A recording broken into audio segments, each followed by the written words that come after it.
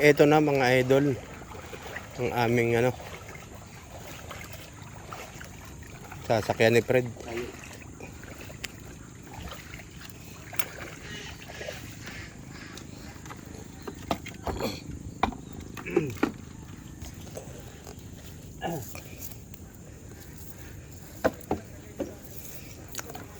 Doon pala nakakapaguli sila Brook na malalaki.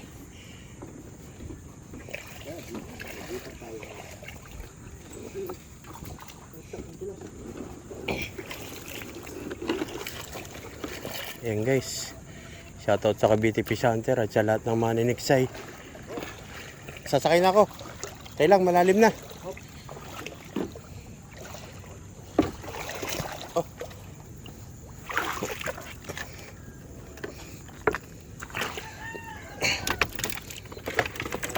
Sige.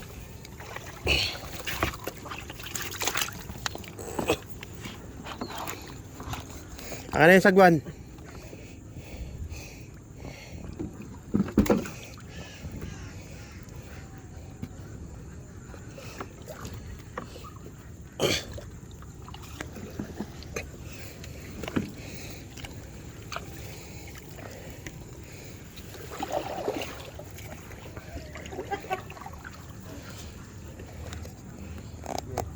Eh.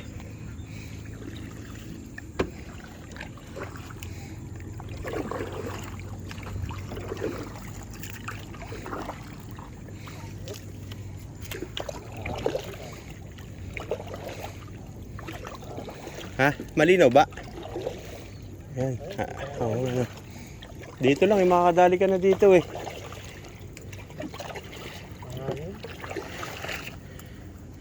Maga-maga ngayon, Ayun pala yung mangga eh, kitang-kita pala eh. Oo. Hindi. Ayun mangga, kitang-kita pala umin.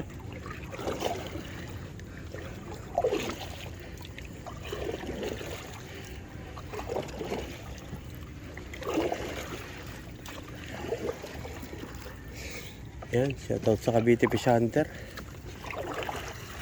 First time po maka-experience ng ganito guys.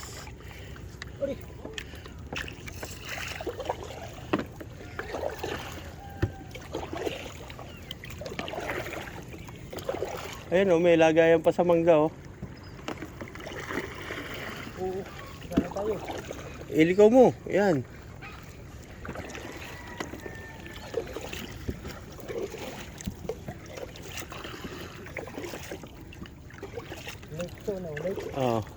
Dito pala. Sakto pala yung manggang yun.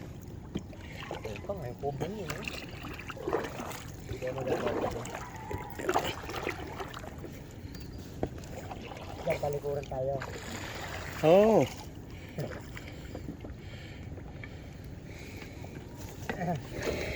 Pasok mo yung bangka sa pinakagitna para makababa tayo.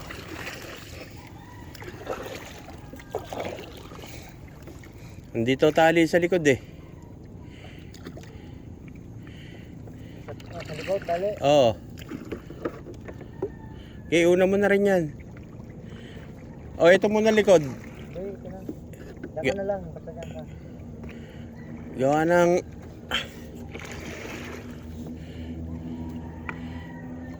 Talikuran talaga tayo. Jay, pasok mo yung katag dyan. Ayan. Para may lagay natin yung huli.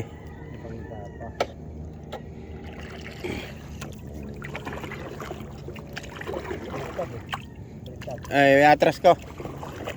Balik na rin natin. Ito dapat ang nakasabi, Fred eh. Ikot tayo. Ito dito. Oo. Atras mo.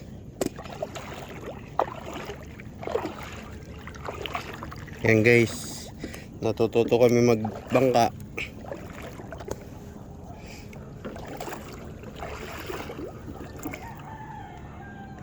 Yan. Okay na. Okay na. Sumobra.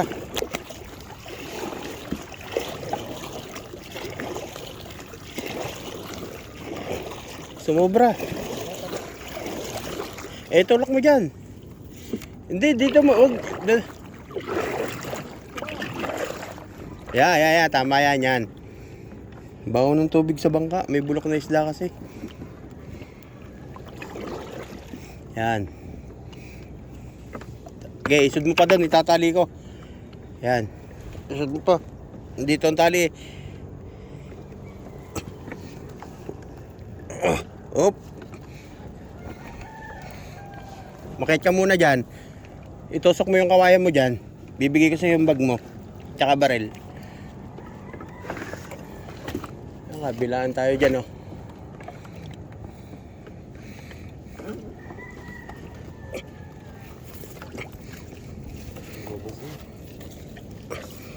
Sana.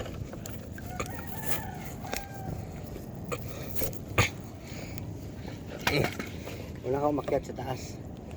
Una ako. Hindi pala pwede dito. Ayan o. Okay.